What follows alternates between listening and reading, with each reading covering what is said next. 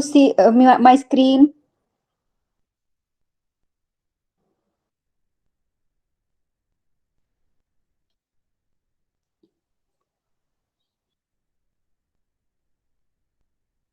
Okay, good.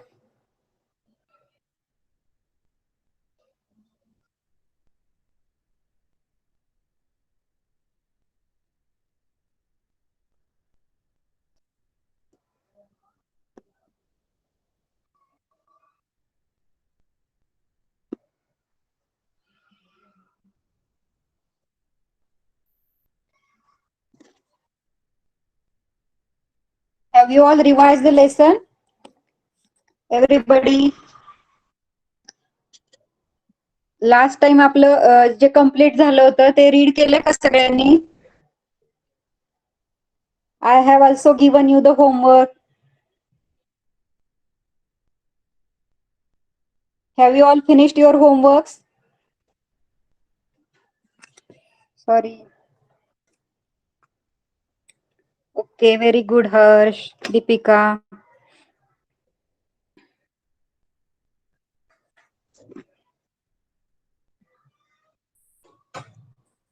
सगळ्यांनी Google classroom वरती upload करायचं आहे homework.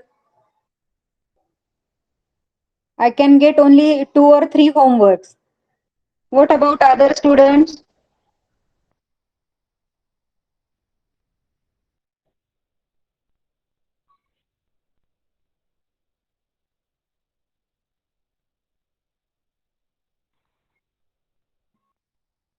Can you see the lesson clearly?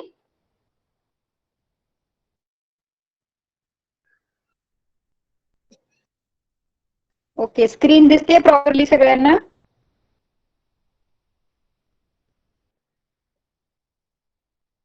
So we are learning lesson India before the times of Shivaji Maharaj. Shivaji महाराजांच्या पूर्वीचा भारत. तर आपण मेडिवल इंडिया पाहतोय, म्हणजे मध्यकालीन भारताचा इतिहास पाहतोय. तर लास्ट लेक्चर मध्ये आपण काय लर्न केलं, तर different types of dynasties and their rulers, है ना. तर डायनेस्टी मीन्स राजघराणे. तर for example Pal dynasty. Pal dynasty is related to Bengal. बेंगॉलमध्ये पाल डायनेस्टी होती. त्याचप्रमाणे गुजरात किंवा प्रतिहार येथे ही डायनेस्टी कुठे होती? आंध्र प्रदेश आणि गुजरातमध्ये. Then Chola dynasty, Rajput dynasty. These are different types of dynasties. Prithviraj Chauhan was the king of Rajput dynasty. Means different kings related to which dynasty and they are from which region. All we have studied in the first page. Then हळूहळू ह्या dynasties वरती चारी बाजूनी भारतावरती आक्रमण कशी व्हायला लागली.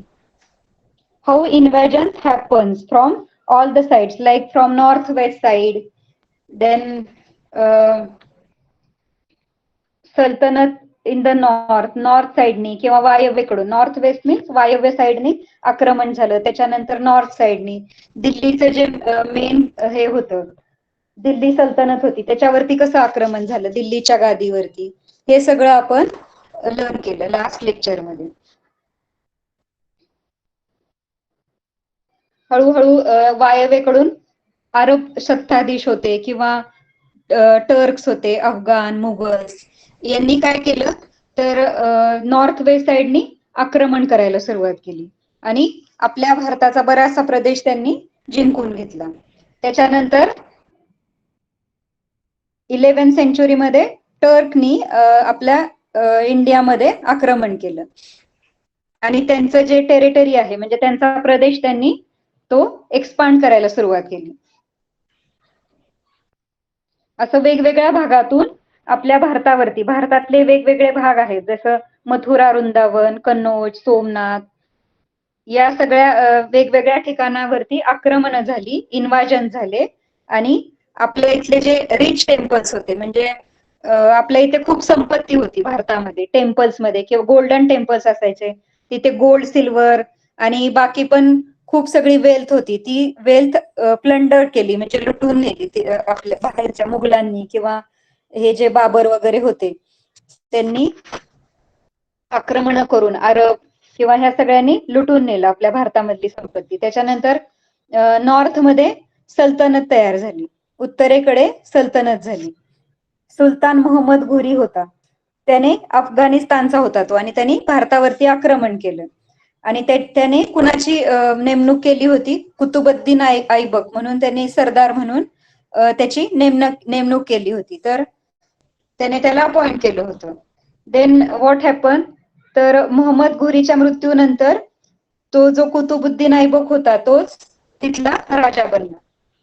दिल्लीचा राजा कोण बनला? ऐबक बनला. आणि त्याच्यानंतर ऐबक पण 1210 मध्ये ऐबकचा पण मृत्यू झाला आणि त्याच्यानंतर इब्राहिम लोधी आला, आणि त्यावेळेचा सुलतान इब्राहिम लोधी होता. आणि त्याला खूप सगळे शत्रू निर्माण झाले, आणि सल्तनत जी आहे, इब्राहिम लोधीचा पराभव झाला बाबरकडून. बाबर आले आणि बाबरांनी इब्राहिम लोधीला हरवलं बॅटलमध्ये, एक छोटस युद्ध झालं आणि मग इब्राहिम लोधीचा पराभव झाला. आणि अशा प्रकारे सल्तनत जी होती, सल्तनतचा शेवट झाला आणि हळूहळू मुघलांचा म्हणजे बाबरांचा उदय व्हायला लागला. हे जे औरंगजेब, निजामशाह, आदिलशाह वगैरे हे कोण होते? बाबर होते. तर त्यांचा हळूहळू ते उदयास येऊ लागले. त्याच्यानंतर द किंगडम ऑफ विजयनगर, तर विजयनगर हा जो राज्य होतं, विजयनगर आणि बहामनी राज्य, याच्याविषयी आपण लर्न केलं लास्ट लेक्चर मध्ये. तर विजयनगरचं राज्य होतं, तर तिथला राजा कोण होता? मोहम्मद बिन तुगलक, हा दिल्लीचा तिथला राजा होता विजयनगरचा. आणि मग त्याने खूप सगळ्या प्रकारचे रिवोल्ट म्हणजे बंड केले, दिल्लीच्या सत्तेविरुद्ध त्याने बंड केले. आणि याच्यातूनच विजयनगर आणि बहामनी ह्या दोन राज्यांची सत्ता निर्माण झाली. विजयनगर आणि बहामनी हे दोन सेपरेट राज्य अस्तित्वात आले. आणि मग त्या विजयनगरचा ते दोन ब्रदर्स होते, विजयनगर आणि विजयनगरचं साम्राज्य सांभाळण्यासाठी दोन ब्रदर्स होते, हरिहर आणि बुक्का. त्याच्यानंतर हळूहळू हरिहरचा जेव्हा मृत्यू झाला त्याच्यानंतर बुक्का ह्याने ते विजयनगर साम्राज्य एक्सपांड करायला सुरुवात केली. हरिहरनी पण केलं, त्याच्यानंतर बुक्का सत्तेवरती आला, त्याने बऱ्याच प्रकारे सत्ता पुढे पुढे एक्सपांड केली त्याने. Bukka broad the region up to Rameshwar under his control.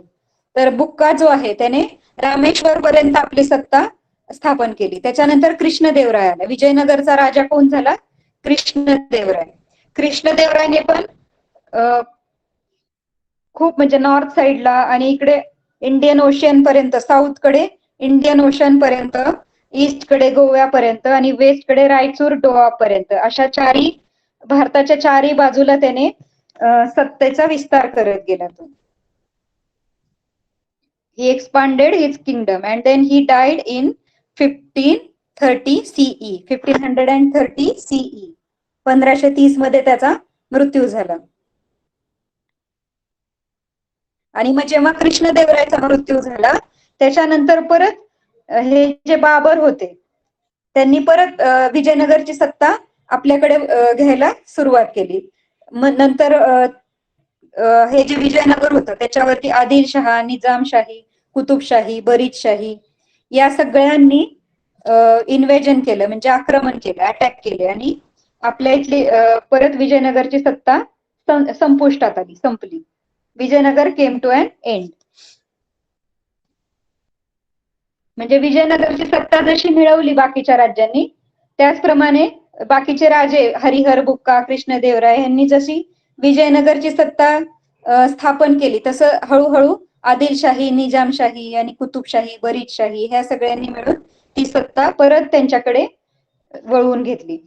Then the Bahamani kingdom. त्याच्यानंतर बहामनी राज्याचं काय झालं? जसं विजयनगरचं सत्ता पहिल्यांदा उदयास आली आणि नंतर त्याचा एंड झाला, त्याचप्रमाणे बहामनी किंगडम उदयास आलं. आणि बहामनीचा त्यावेळेसचा सरदार कोण होता? मोहम्मद बिन तुगलक. हा तिथला राजा होता, त्याची कारकीर्द चालू होती. आणि तो जो मोहम्मद बिन तुगलक होता त्याच्या विरोधात त्याचे जे सरदार होते त्यांनी रेबेलियन केलं, म्हणजे बंड पुकारला. त्यांना त्यांच्या गोष्टी काही आवडत नसतील, ऍज अ लीडर तो त्यांना आवडत नव्हता, त्यामुळे त्यांनी बंड पुकारला, तिथल्या सरदारांनी बंड पुकारला. आणि मग त्या सुलतानवरती हसन गंगू ह्याने स्वारी केली, ह्या सरदाराने तिथे स्वारी केली. आणि ह्या जो मोहम्मद बिन तुगलक होतं त्याला त्यांनी हरवलं, डिफीट केलं. आणि मग अशा प्रकारे बहामनी किंगडम उदयास आलं, बहामनी राज्याची स्थापना झाली.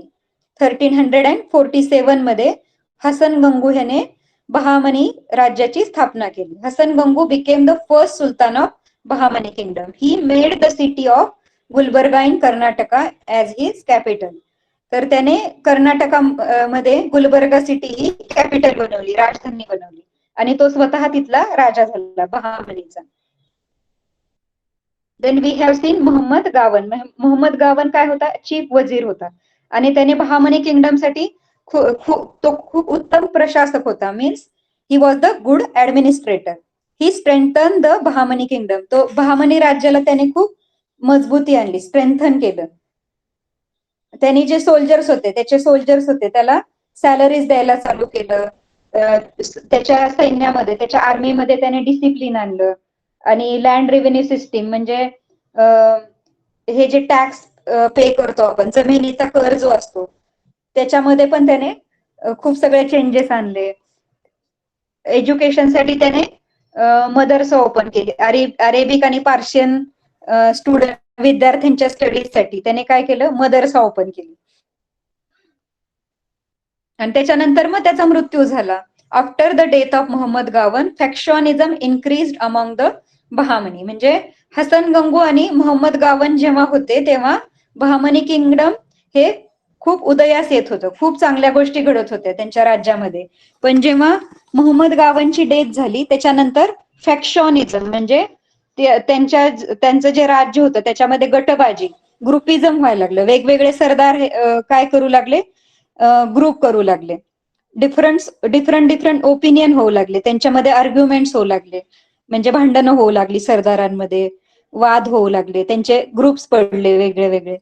पहिले जे सगळेजण एकत्र काम करत होते आता ते सेपरेट होऊ लागले, त्यांच्यामध्ये ग्रुपिझम वाढलं. अंडरस्टूड? समजतंय सगळ्यांना? सगळ्यांचं लक्ष आहे का? Please listen carefully. I am explaining it second time. Last time आपण हे सगळं लर्न केलेलं आहे, पण परत आपण रिवाइज करतोय. परत तुम्हाला चांगलं लक्षात यावं, लक्षात राहावं म्हणून अगेन वी आर रिवायझिंग इट.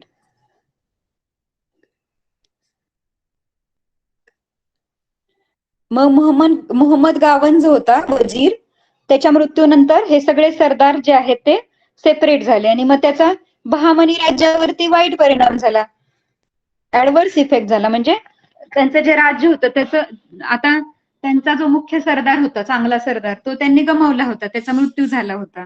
आणि मग बाकीचे सरदार जे होते त्यांच्यामध्ये फूट पडली होती, ग्रुपिझम झालं होतं. मग याचाच फायदा मग बाबरने घ्यायला चालू केलं. आणि ह्या सरदारांमुळे काय झालं? आपली जी बहामनीची जी सत्ता आहे ती बहामनी किंगडम 5 प्रदेशांमध्ये डिवाइड झालं. Bahmani kingdom divided into 5 small powers: Imadshahi, Baridshahi, Adilshahi, Nizamshahi and Qutbshahi. Bahmani किंगडमचे राज्याचे वराड, बिदर, बिजापूर, अहमदनगर आणि गोलकोंडा असे 5 टाईप होते. आणि हे 5ही सत्ता आता सेपरेट झाल्या.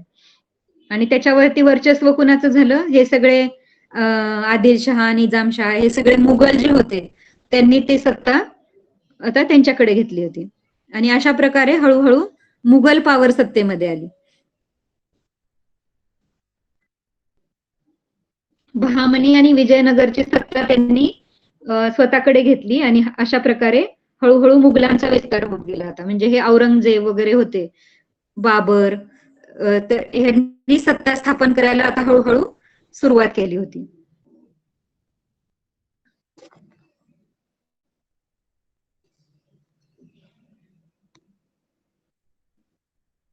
सल्तनत जी होती दिल्लीची आता ती संपुष्टात आली होती आणि मुघल आता यायला लागले होते. मुघल पॉवर इस्टॅब्लिश देअर, म्हणजे मुघलांची सत्ता आता तिथे स्थापन होऊ लागली. आणि ह्या मुघल सत्तेचा फाउंडर कोण होता? फर्स्ट जी मुघल सत्ता स्थापन केली तो बाबर होता. Babur was the founder of Mughal power. मुघलांची जी मुसलमानांची ही जी सत्ता होती त्यांचा मुख्य संस्थापक होता Babur. He was the king of Fergana in Central Asia in today's Uzbekistan. तर हा उझबेकिस्तानचा राजा होता सेंट्रल एशियामध्ये. आणि त्यांनी भारताविषयी खूप ऐकलं होतं की याच्या इकडे भारतामध्ये खूप संपत्ती आहे. मग त्याने भारतावरती आक्रमण करायचा प्लॅन केला. The reigning Sultan of Delhi at that time was Ibrahim Lodi. Daulat Khan Lodi was the governor of Punjab under the Sultanate. The relationship between Lodi and Daulat Khan was strained. म्हणजे त्यावेळेला दौलत खान लोधी आणि हा जो होता Ibrahim Lodhi यांच्यामधले relation चांगले नव्हते. दिल्लीच्या सत्तेवरती लोधी होता, इब्राहिम लोधी आणि दौलत खान लोधी. मग ह्याचा जो दौलत खान लोधी जो आहे त्याने बाबराची हेल्प घेऊन भारतावरती आक्रमण केलं आणि त्याच्यामध्ये त्याचा विजय झाला, बाबरचा विजय झाला त्याच्यामध्ये. मग अशा प्रकारे मुघल सत्ता तिथे स्थापन झाली, भारतामध्ये मुघल सत्तेची स्थापना झाली.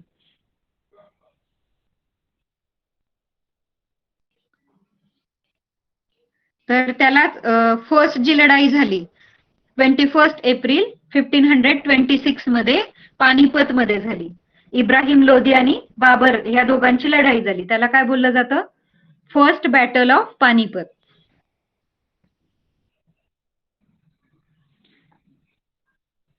After the battle of Panipat, Rana Sanga of Mewad brought all Rajput kings together. There was a battle between Babur and Rana Sanga at Khanua.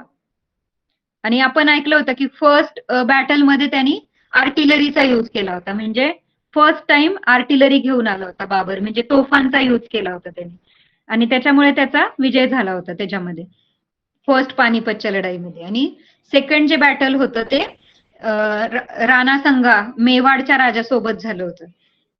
आणि या युद्धामध्ये सुद्धा बाबरने राणा संगाला डिफीट केलं होतं.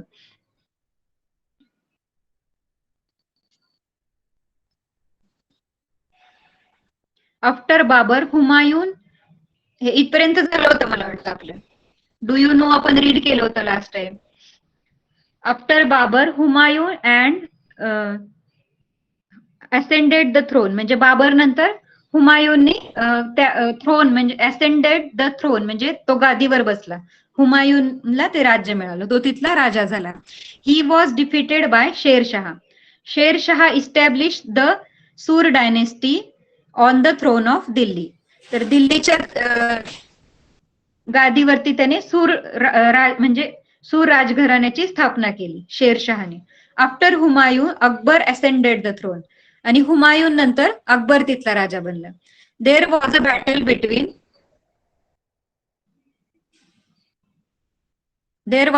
Between Akbar and Hemu at Panipat. This is the second battle of Panipat. Akbar's ambition was to bring the whole India under one central authority.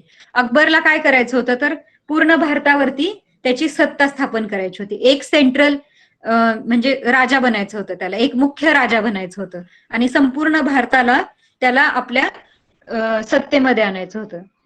After Akbar Jahangir became the emperor. During his reign his wife Nurjahan played an active role in the administration. तर अकबर नंतर जहांगीर राजा बनला आणि त्याच्या वाईफने सुद्धा प्रशासनाच्या कामामध्ये म्हणजे administration मध्ये ऍक्टिव्ह रोल प्ले केला, म्हणजे खूप मोलाची कामगिरी केली.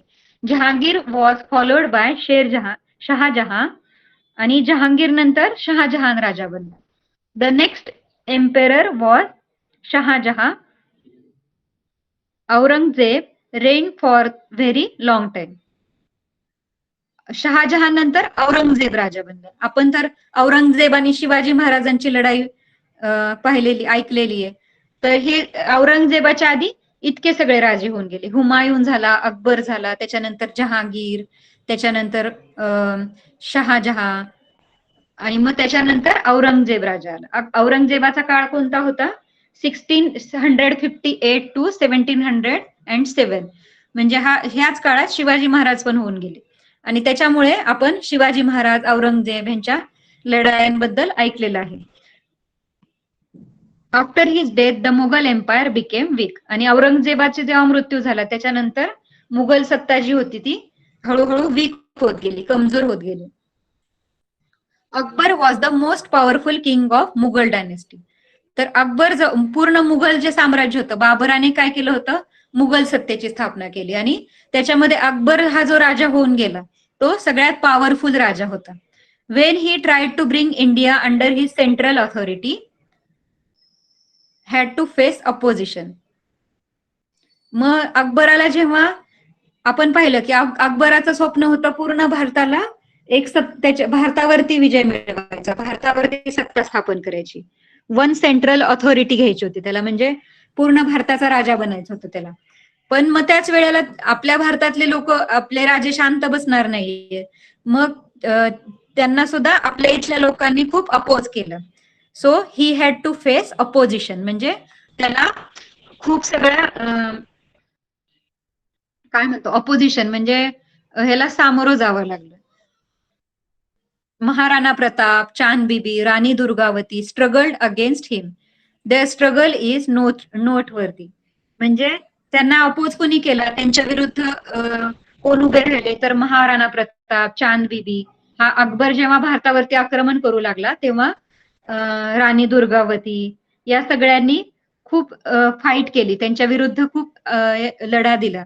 अँड त्यांचं जे स्ट्रगल होतं ते खूप नोटवर्दी होतं, म्हणजे काय म्हणू शकतो आपण, खूप मोलाचं होतं. त्यांनी जे काम केलं, त्यांना अपोज करायचं, त्यांच्याशी फाईट करायचं, ते खूप नोटवर्दी म्हणजे मोलाचं काम होतं.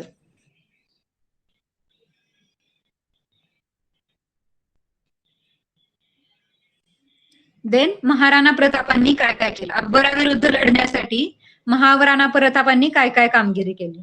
After the death of Uday Singh, Maharana Pratap ascended the throne of Mewar. तर उदय सिंगचा जेव्हा मृत्यू झाला त्याच्यानंतर तिथले राजा कोण बनले, तर मेवाडचे राजा महाराणा प्रताप होते.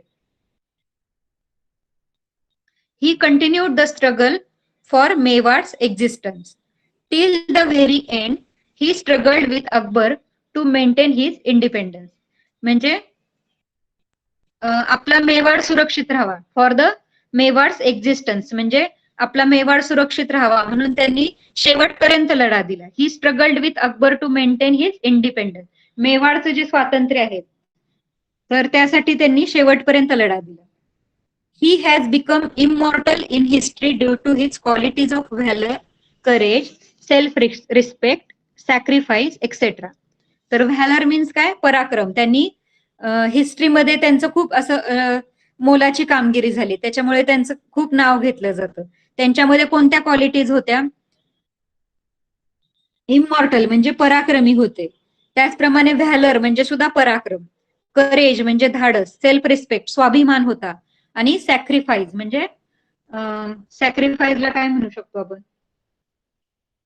मराठीमध्ये? एक्झॅक्ट मराठीमध्ये काय म्हणतो आपण? सॅक्रिफाईस करतो म्हणजे देशासाठी लढतो किंवा आपले प्राण सुद्धा देतो वेळेला, त्याला काय बोलतात? Sacrifice.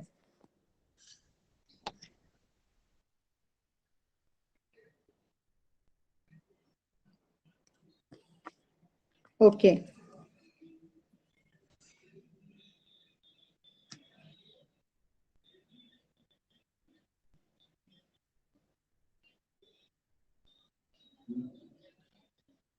So many students are leaving, again joining. Why it is happening again and again? Is my voice clear?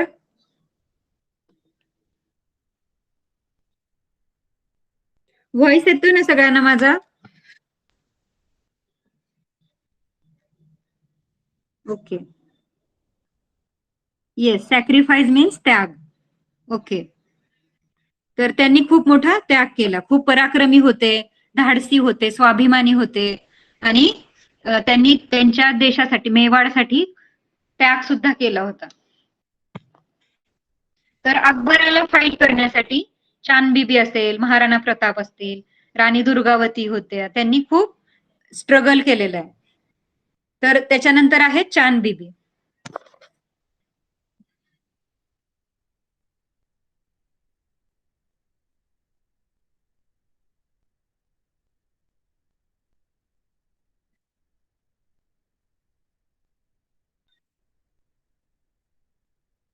Is Tanishka present?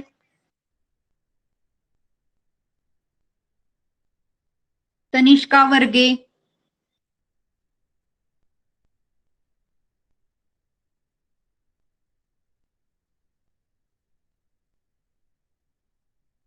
Tanishka, can you switch on your microphone? Yes, ma'am.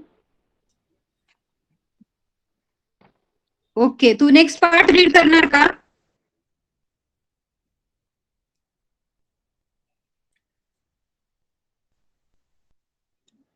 कुठलं, काय आपण आता काय लर्न केलं? तनिष्का, सांगशील का जरा?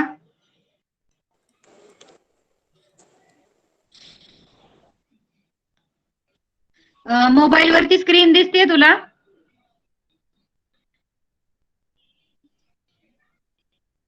Tanishka,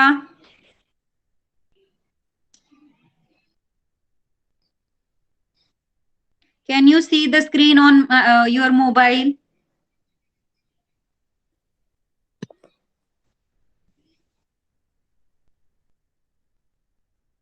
please लक्ष द्या सगळ्यांनी, अदरवाइज तुम्हाला लेसन समजणार नाहीये बिलकुल. तनिष्का, आवाज येतोय का आता? Yes, ma'am. तर आता आपण काय लर्न करत होतो?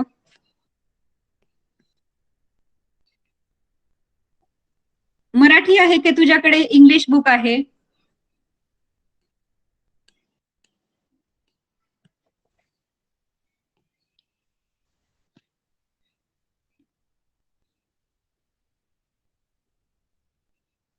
Okay, Tanvi, Yes, ma'am. Next part read करणार का? Yes. Okay. Do you know which part is going on? Yes. Okay, then read. Chand Bibi. Yes, very good. इसवी सन 1595 मध्ये मुघलांनी अहमदनगर या निजामशाहीच्या राजधानीवर हल्ला केला. मुघल सैन्याने अहमदनगरच्या किल्ल्याला वेढा दिला.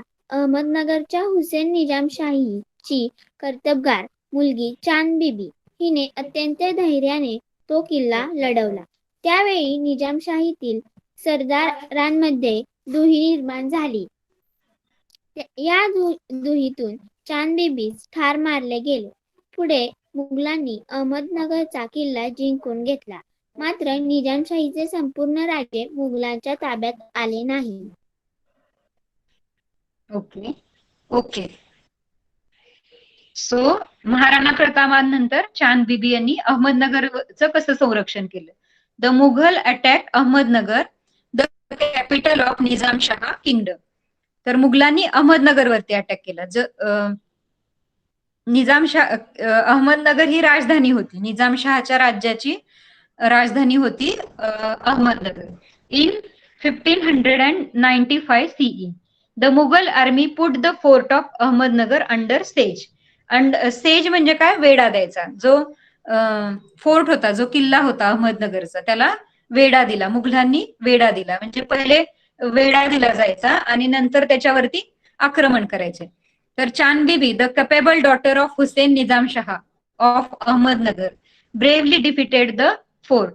तर चांदबिबी ज्या होत्या, निजामशहाची मुलगी होती चांदबिबी, त्यांनी त्याच्या विरुद्ध ब्रेवली डिफेंडेड द फोर्ट, म्हणजे धाडसाने तो किल्ला जो आहे तो त्याचं संरक्षण करायचा प्रयत्न केला. At this time, there was an internal strife among the factions of Sardar. There was an internal strife. Internal strife म्हणजे काय, तर दुही निर्माण झाली. म्हणजे दुही म्हणजे काय, तर त्यांचे जे सरदार होते, मग अशा आपण पाहिलं तर ग्रुपिझम झालं, म्हणजे गटबाजी झाली होती त्यांच्यामध्ये. आतल्या सरदारांमध्येच एकी नव्हती, ते ग्रुप्समध्ये डिवाइड झाले होते. त्याच्यामुळे काय झालं, त्याचा परिणाम त्यांच्या युद्धावरती झाला. तर निजामशाह मधले जे सरदार होते, निजामशाहीचे जे सरदार होते, ते एकमेकांना म्हणजे एकत्र नव्हते, ते ग्रुपमध्ये डिवाइड झाले होते. त्याच्यामुळे त्यांच्यात वाद असतील, त्याच्यामुळे त्याचा परिणाम त्या युद्धावरती झाला. This resulted in the murder of Chand Bibi. आणि मग त्याच्यामध्येच चांद बेबींचा खून झाला, मर्डर झाला त्यांचा. Later the Mughal captured the fort of Ahmednagar. आणि त्याच्यानंतर अहमदनगरचा किल्ला जो आहे तो मुघलांनी घेतला. निजामशहाकडून आता तो मुघलांकडे आला. हळूहळू अशा प्रकारे मुघल सत्तेचा विस्तार होऊ लागला. आदिलशाही, निजामशाही हे सगळे जाऊन हळूहळू आता मुघल येऊ लागले. But the Mughals could not bring the entire kingdom of Nizamshahi under their control. पण मुघलांना पूर्ण सत्ता, निजामशहाची जी पूर्ण सत्ता होती ती नव्हती मिळाली. त्यातला काही प्रदेश त्यांनी जिंकून घेतला. अजूनही काही सत्ता निजामशहाच्या अंडर होती. देन राणी दुर्गावती. चांद बेबींनी पराक्रम करता करता त्यांचे प्राण तणाला लावले, त्यांचा खून झाला. तर त्याच्यानंतर राणी दुर्गावती आले. आपण जे 5 पॉवर्स बघितले होते, बहामनी किंगडमचे 5 पॉवर्स बघितले होते, त्याच्यामध्ये अहमदनगर पण होता आणि एक विदर्भ पण होता. आता आपल्याला विदर्भाचं बघायचं. तर तिथे राणी दुर्गावतींनी लढा दिला होता.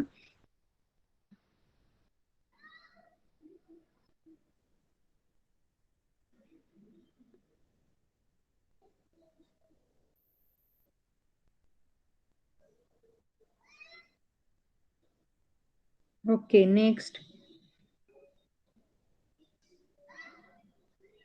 अनघा विचारतीये continuously. Okay Anagha, read.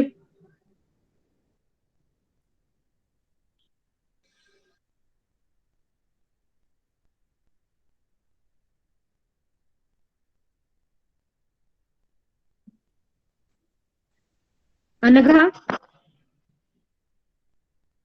Hello, yes Anagha, read. Rani Durgavati.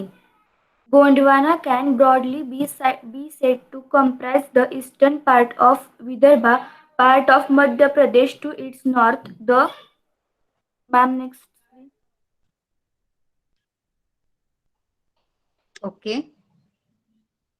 The western part of today's the next part of today's Chhattisgarh, northern part of Andhra Pradesh, and the western part of Odisha. Durgavati, born in the dynasty Chandel Rajput, became the queen of Gondwana when she was married. She was an excellent administrator. The struggle of Gondwan Queen Durgavati against the Mughal is important in medieval history.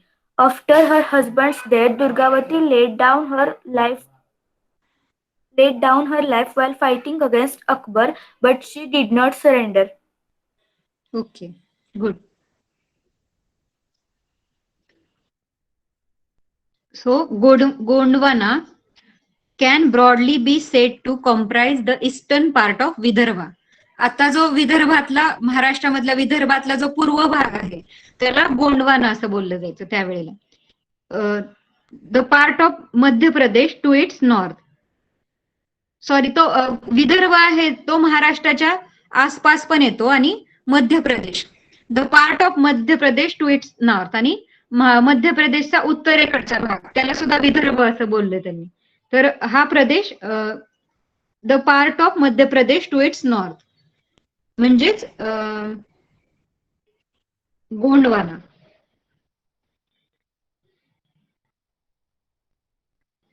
आणि western part of today Chhattisgarh, northern part of Andhra Pradesh and the western part of Odisha.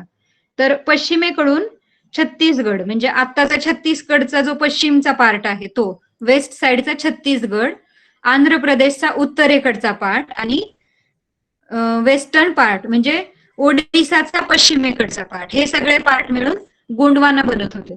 Gondwana ह्या राज्यामध्ये हे सगळे प्रदेश येत होते. Durgavati born in the dynasty Chandel Rajput became the queen of Gondwana. तर चंडेल डायनेस्टीमध्ये दुर्गावती राणीचा जन्म झाला. And she became the queen of Gondwana Wien she was married. आणि तिचं जेव्हा लग्न झालं तेव्हा ती गोंडवाना इथली राणी बनली. चंडेल डायनेस्टीमध्ये राजपूत घराण्यात जन्म झाला होता, पण तिचं लग्न गोंडवान्यामधल्या राजाशी झालं म्हणून ती तिथली राणी बनली. शी वॉज अन एक्सलंट ऍडमिनिस्ट्रेटर, म्हणजे ती खूप उत्तम प्रशासक होती. The struggle of Gondwana queen Durgavati against the Mughal is important in medieval history. म्हणजे हे आता खूप आपल्याला शॉर्ट मध्ये दिलेलं आहे त्यांनी. ही जी दुर्गावती राणी त्याचं स्ट्रगल खूप शॉर्ट मध्ये दिलेलं आहे, पण तिची खूप म्हणजे तिने खूप पराक्रम गाजवलेला आहे. मुघलांविरुद्ध लढा करत असताना तिची एक महत्वाची भूमिका होती. मध्यकालीन भारताचा जो इतिहास आहे त्याच्यामध्ये तिची एक प्रमुख म्हणजे फायटर म्हणून तिचं नाव घेतलं जातं, दुर्गावती राणीचं. तिने खूप मोलाचा लढा दिलाय, खूप पराक्रम गाजवलाय. After her husband's death Durgavati laid down her life while fighting against Akbar but she did not surrender. म्हणजे ती तिचे राजाचा जेव्हा मृत्यू झाला त्याच्यानंतर सुद्धा ती कंटिन्युअसली अकबरांसोबत फाईट करत राहिली, पण ती शेवटपर्यंत शरण गेली नाही. सरेंडर म्हणजे काय, शरण झाली. तर ती शरण नाही गेली, शेवटपर्यंत अकबरशी लढा देत राहिली.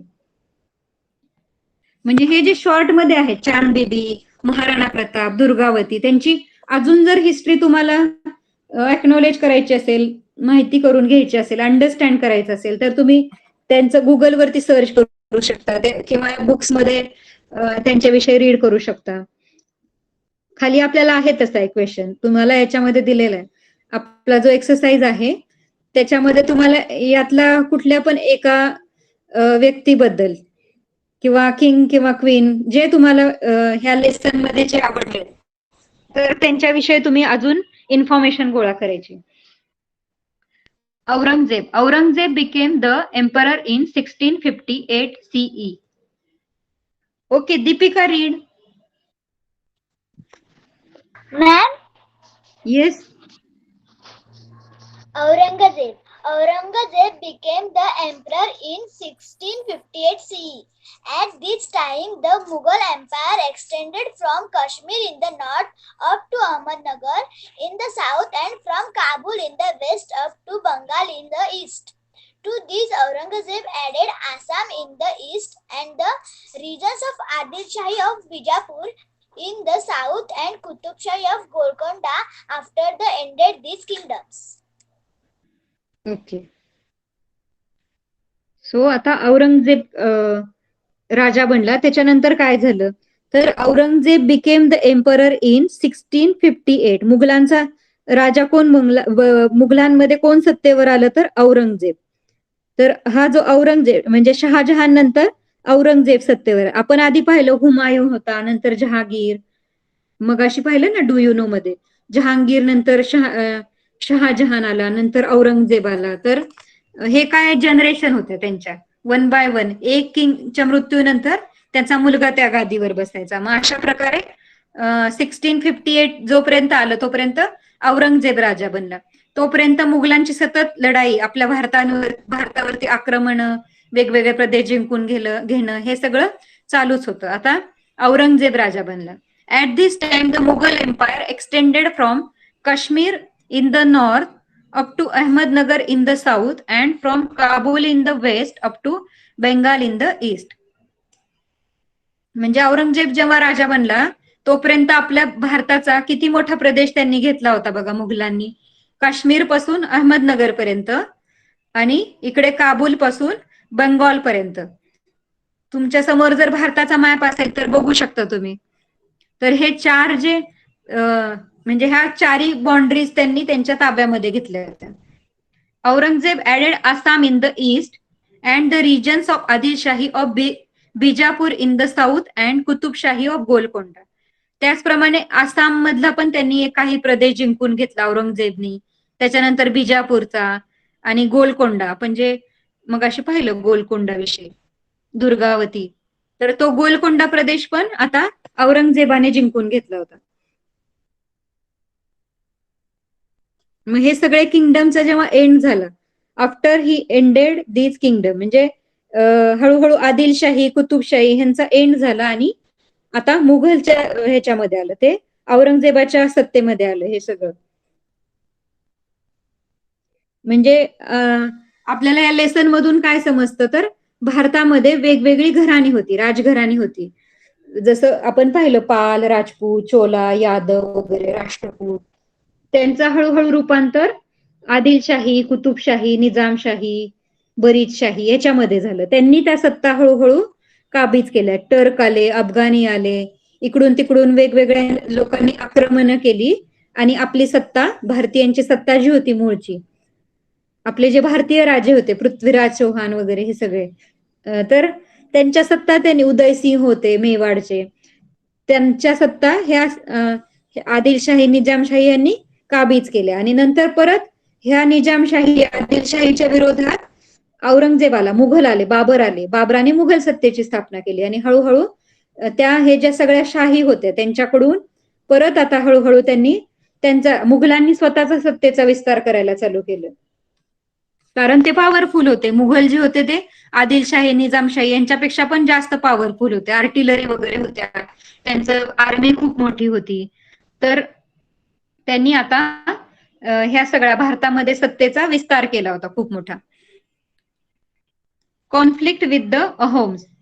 अहोम्स म्हणजे मला वाटतं आसाम मधले जे सत्ता होती, आसामचे जे पीपल होते त्यांना अहोम बोलतात. In the 13th century CE, the people of Shan community settled down in the valley of river Brahmaputra. तर शान कम्युनिटीज म्हणजे शान नावाचं जे एक कम्युनिटी होती, एक समाज होता शान, तर तो कुठे सेटल झाला होता? ब्रह्मपुत्रा नदीच्या खोऱ्यामध्ये.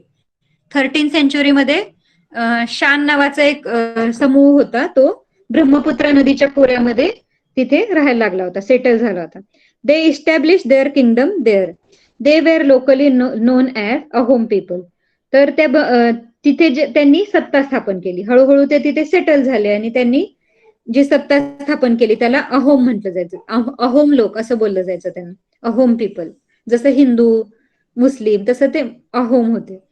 While Aurangzeb ruled, the Ahoms had prolonged struggle with the Mughals. तर आता अहोमकडची सत्ता पण आता मुघलांना पाहिजे होती, औरंगजेबाला ती पण सत्ता पाहिजे होती, म्हणून अहोमच्या सत्तेवरती पण त्याने अटॅक्स केले असतील. तर त्याच्या विरोधात सुद्धा अहोम्सनी प्रोलॉंग स्ट्रगल केलं, म्हणजे खूप खूप काळापर्यंत त्यांनी लढा दिला मुघलांच्या विरोधात. The Mughals attack the Ahoms region. The Ahoms united under the leadership of Gadadhar Singh. म्हणजे अहोमचा जो लीडर होता, किंग होता गदाधर सिंह, यांच्या लिडरशिप मध्ये सगळे अहोम जे होते त्या भागातले, ब्रह्मपुत्राच्या आसपासच्या परिसरातले सगळे जे अहोम्स होते ते एकत्र आले, युनायटेड झाले. कमांडर लचित बोरफुकान गेव अन इंटेन्स बॅटल अगेन्स्ट मुघल्स. आणि हा जो लचित बोरफुकान होता त्याच्याने कमांडर होता, तो त्यांच्या सैन्याचा अधिकारी होता, कमांडर होता. त्याने ह्या म्हणजे मुघलांचा जो इंटेन्स बॅटल झालं, खूप पराक्रमी युद्ध झालं, तीव्र प्रकारचं युद्ध झालं आणि त्याच्यामध्ये खूप महत्वाची कामगिरी बजावली. The Ahoms use the guerrilla technique in the conflict against the Mughals. म्हणजे मुघलांच्या विरोधात अहोम्स यांनी काय केलं? गोरिला टेक्निकचा यूज केला, म्हणजे गनिमी कावा म्हणतो आपण. तर शत्रूला शह द्यायचा, म्हणजेच काय असतं? गनिमी कावा, म्हणजे त्याला थोडक्यात फसवायचं. म्हणजे फॉर एक्झाम्पल काय करायचं, आपण शत्रूच्या बाजूनी आहोत किंवा शत्रूने आपल्यावर चाल केली तर आपण शत्रूच्या बाजूनी आहोत असं त्याला भासवायचं. आणि काय करायचं, त्याच्याकडच्या काही इन्फॉर्मेशन असतील त्या आपल्याकडे हे करून घ्यायच्या, समजून घ्यायच्या, त्यांच्याकडून माहिती काढायची आणि त्याचा यूज करून परत त्याच्यावरती हल्ला करायचा. याला काय बोलतात? गोरिला टेक्निक, म्हणजे गनिमी कावा, म्हणजे त्यांना आपल्या ह्याच्यामध्ये फसवायचं.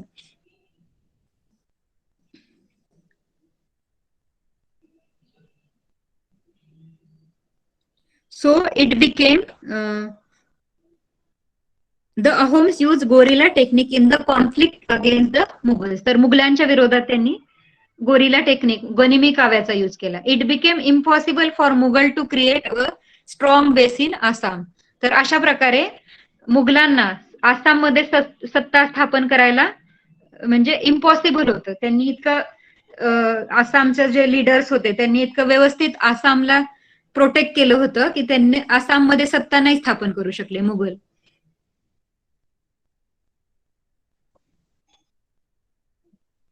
Understood? What we have learned. Okay, Aditya understood, Deepika, Tanvi understood, Harsh understood. Okay, Sujata, read next part.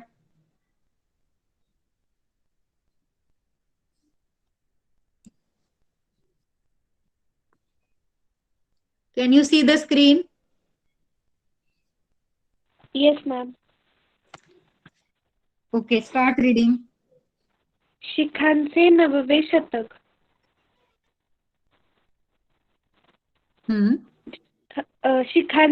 शिखांशी संघर्ष. शिखांचे 9वे गुरु तेग बहादर याने औरंगजेबाच्या असहिष्णु धार्मिक धोरणाविरुद्ध तीव्र नापसंती दर्शवली. औरंगजेबाने त्यांना कैद करून 1675 मध्ये त्यांचा शिरच्छेद केला. त्यांच्यानंतर गुरु गोविंद सिंह हे शिखांचे गुरु झाले. गुरु गोविंद सिंगाने आपल्या अनुयायांना संघटित करून त्यांच्यातील लढाऊ वृत्तीला प्रोत्साहन दिले. लढाऊ शीख तरुणांचे एक दल उभे केले. त्यास खालसा दल असे म्हणतात. आनंदपूर हे त्याचे प्रमुख केंद्र होते.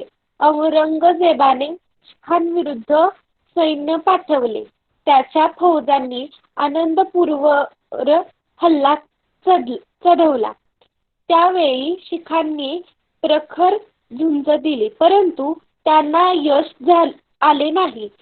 यानंतर गुरु गोविंद सिंग दक्षिणेत आले. इसवी सन 1708 मध्ये नांदेड मुक्कामी त्यांच्यावर हल्ला झाला. पुढे त्यातच त्यांचे निधन झाले. ओके. तर जसं सगळीकडे मुघलांनी काय केलं होतं, हळूहळू इन्व्हाजन्स करत होते, ते सगळीकडे अटॅक करत होते. तर हळूहळू आता जसं आसाम झालं त्याच्यानंतर त्यांनी आसामची सत्ता तर त्यांना नाही मिळाली. इकडे त्यांना बिजापूर, इकडे गोलकोंडा वगैरे, इकडचं अहमदनगर, इकडे सत्ता त्यांनी स्थापन केली होती.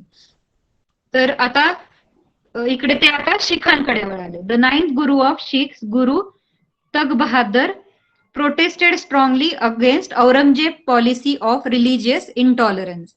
म्हणजे एक धार्मिक धोरण होतं, औरंगजेबाचं काही धार्मिक धोरण होतं की त्याला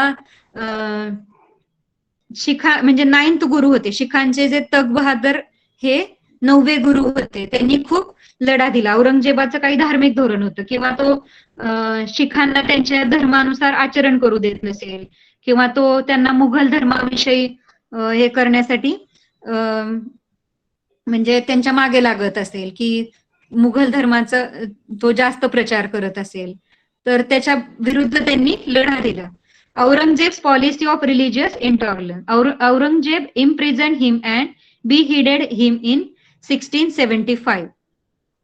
आणि औरंगजेबाने काय केलं, मग त्यांचा शिरच्छेद केला. beheaded म्हणजे शिरच्छेद करणे, म्हणजे तलवारीने करायचे ना, तर ते शिरच्छेद केला त्याचा. After him Guru Govind Singh became the Guru of शिख्स. आणि त्याच्यानंतर शिखांचे गुरु कोण बनले, तर गुरु गोविंद सिंग. तग बहादर जे होते ते औरंगजेबाचं जे धार्मिक त्याचं जे हे होतं धोरण होतं त्याच्या विरुद्ध लढा देण्यातच त्यांनी ते मृत्यू पावले आणि त्याच्यानंतर गुरु गोविंद सिंग आले. गुरु Govind Singh organized his followers and encouraged their martial spirit. मग ह्या गुरु गोविंद सिंगनी काय केलं, त्यांचे जे फॉलोअर्स होते शिखांचे म्हणजे शीख धर्माचे जे फॉलोअर्स म्हणजे त्यांना फॉलो करणारे हे जे सगळे लोक होते त्यांना एकत्र आणलं. जे तरुण लोक होते त्यांना एकत्र आणलं अँड एनकरेज देअर मार्टियल स्पिरिट आणि त्यांचं जे लढाऊ वृत्ती होती त्याला त्यांनी प्रेरणा दिली, एनकरेज केलं. त्यांच्यामधली लढाऊ वृत्ती जागी केली त्यांनी. हे जे शिखांमधली लढाऊ वृत्ती त्यांनी जागी केली. He organise the Sikh youths into a fighting force called Khalsa Dal. त्यांनी एक तरुण जे शीख होते, शीख धर्मियातले जे तरुण होते त्यांचं एक लढाऊ दल स्थापन केलं. त्याला काय बोलतात, फायटिंग फोर्स जी स्थापना केली त्याला बोललं जातं खालसा दल. म्हणजे लढाऊ लोक जे होते सगळ्यांना एकत्र आणलं आणि खालसा दलाची स्थापना केली. Their headquarters were at Anandpur. Aurangzeb sent his army to fight the Sikhs. त्याचं जे प्रमुख ठिकाण हे जे होतं हेडक्वार्टर जे होतं प्रमुख केंद्र होतं आनंदपूरला खालसा दलाचं. आणि औरंगजेबाने काय केलं होतं, त्याची आर्मी पाठवली शिखांवरती आक्रमण करण्यासाठी. औरंगजेबाने आर्मी पाठवली. His army attack Anandpur. Although the Sikh force fought fiercely they did not succeed. आता औरंगजेबाचं तर खूप मोठं सैन्य होतं, आर्टिलरी होती, खूप मोठा आर्मी होती त्याच्याकडे. तर आणि हे जे होतं शिखांचा फोर्स त्या मानाने कमी असणार आहे. त्यामुळे काय झालं, ते त्याच्यामध्ये त्यांनी फॉट फिअर्सली म्हणजे खूप पराक्रमाने लढा दिला, खूप पराक्रम गाजवला, पण ते यशस्वी नाही होऊ शकले. They did not succeed. ते यशस्वी नाही झाले. After that Guru Govind Singh came to the Deccan in 1708. त्याच्यानंतर गुरु गोविंद सिंग हे डेक्कन मध्ये आले. There was an attempt on his life when he was at Nanded. नांदेडला असताना त्यांच्यावरती हल्ला झाला. Soon after the Guru स्कंबल्ड in his wounds. आणि त्याच्यातच त्यांचे मग त्यांच्यावरती हल्ले झाले होते आणि त्या हल्ल्यामध्येच त्यांचं मग निधन झालं. सकंबल्ड म्हणजे काय, सकंबल्ड मीन्स निधन झाले म्हणजे ते मृत्यू पावले. बघा हे डाईड ह्या एका वर्ड साठी किती सगळे वर्ड्स होऊ शकतात. तर हे जे डिफरंट वर्ड्स आहेत तर तुम्ही ते नोट डाऊन करायचे, त्याचं मिनिंग लिहून ठेवायचे, कारण हे युनिक वर्ड्स आहेत, नेहमी येत नाहीत. आपण काय बोलतो normally, he died to his wounds, पण इथे काय वर्ड आहे, सकंबल्ड म्हणजे हा न्यू वर्ड आहे तुमच्यासाठी. This is for to increase your vocabulary. So you have to write down these hard words, write their meanings, or at least underline. If you have a book, at least underline it.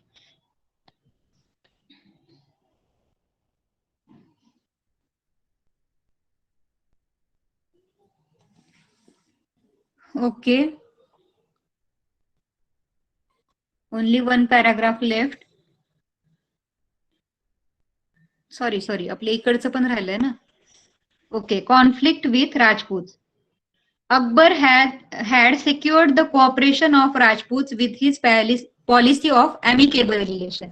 Amicable relation म्हणजे सलोख्याचे संबंध, म्हणजे friendship करायची. amicable म्हणजे सलोख्याचे, म्हणजे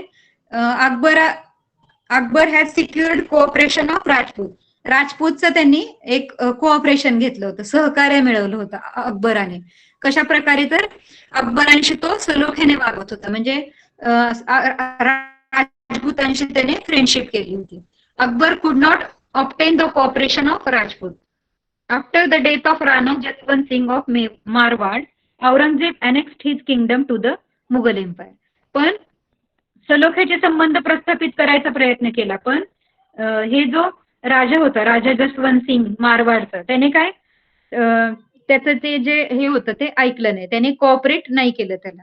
आणि मग औरंगजेबाने नंतर त्याला डिफीट केलं, पराभव केला आणि मुघलांना ते साम्राज्य त्याने जोडून घेतलं. मारवाड जे होतं ते मुघलांना कनेक्ट केलं. Durgadas Rathore crowned the Jaswant Singh minor son Ajit Singh as the king of Marwar. Durgadas राठोडनी जसवंत सिंगचा जो छोटा मुलगा होता, जसवंत सिंग नंतर अजित सिंग ह्याला राजा बनवलं. Durgadas Rathore fought hard against Mughal. दुर्गादासने मुघलांच्या विरुद्ध खूप जोमाने लढा दिला. Aurangzeb sent prince Akbar to Marwar to crush the resistance of Durgadas. मग ह्या दुर्गादासशी लढा देण्यासाठी औरंगजेबाने त्याचा मुलगा अकबर ह्याला पाठवलं. Prince Akbar join hands with Rajput and rose revolts again Aurangzeb. आणि त्या अकबराने काय केलं, राजपूतशी हात मिळवणी केली, म्हणजे त्याच्याच वडिलांबरोबर त्याने त्याच्या विरुद्ध झाला होता. And rose revolt against Aurangzeb, आणि औरंगजेबाविरुद्धच त्याने बंड पुकारला. तर औरंगजेबाच्या मुलाने त्याला राजपूतशी फाईट करायला पाठवलं आणि राजपूतशी हात मिळवणी केली अकबराने. An effort was made to seek help from Marathas in Maharashtra. In this revolt, Durgadas Rathod continues his struggle against the Mughal for the existence of Marwad.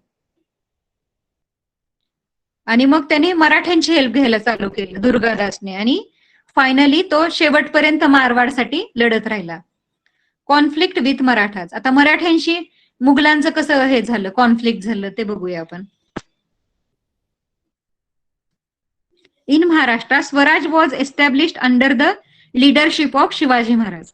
आणि महाराष्ट्रामध्ये त्यावेळेला शिवाजी महाराजांची सत्ता होती, शिवाजी महाराजांचं नेतृत्व चालू झालं होतं. In his effort to establish Swaraj, Shivaji Maharaj had to fight Mughals too along with their enemies. तर शिवाजी महाराजांना स्वराज्य टिकवण्यासाठी मुघलांसोबतच अजून बाकीचे पण खूप सगळे शत्रू होते शिवाजी महाराजांचे, त्या सगळ्यांबरोबर लढाई करावी लागली. Aurangzeb came down to the Deccan after the death of Chhatrapati Shivaji Maharaj with the intention of conquering the whole south India. तर शिवाजी महाराजांचं स्वराज्य होतं, आणि शिवाजी महाराजांच्या मृत्यूनंतर औरंगजेब तिकडे डेक्कन मध्ये आला आणि त्याला पूर्ण साऊथ इंडिया, दक्षिण भारतामध्ये पूर्ण त्याला सत्ता स्थापन करायची होती. But Marathas offered stiff resistance to Aurangzeb and defended their independence. पण मराठ्यांनी खूप लढा दिला ह्याच्या विरुद्ध, औरंगजेबाविरुद्ध, आणि आपलं जे स्वातंत्र्य आहे ते टिकवून ठेवलं. We shall study this struggle later on.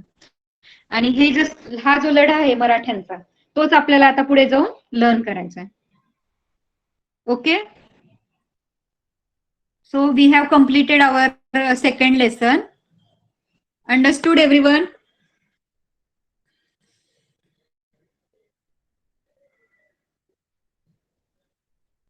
आपला टाइम संपत आला होता, म्हणून मी लास्ट पॅराग्राफ तुम्हाला शिकवलाय, त्याच्यामुळे रीड नाही करता आला हर्ष तुला.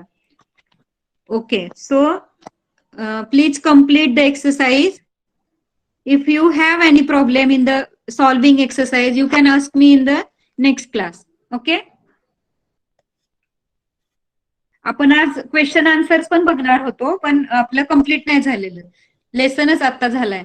So next time exercise complete करायचा आहे तुम्ही. जे जे प्रॉब्लेम्स येत आहेत तुम्हाला ते तुम्ही विचारू शकता क्लासमध्ये.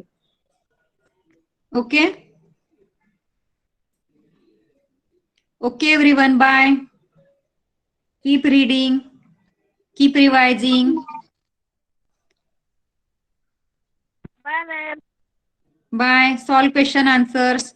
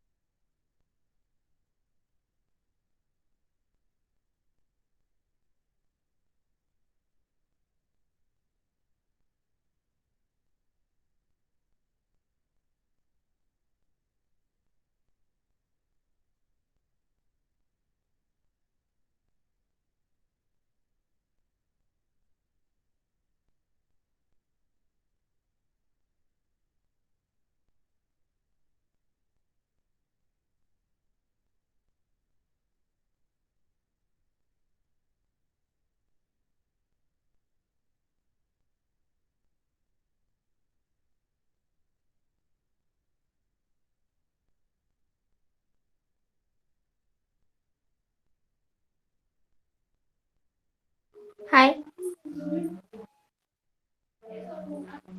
अनु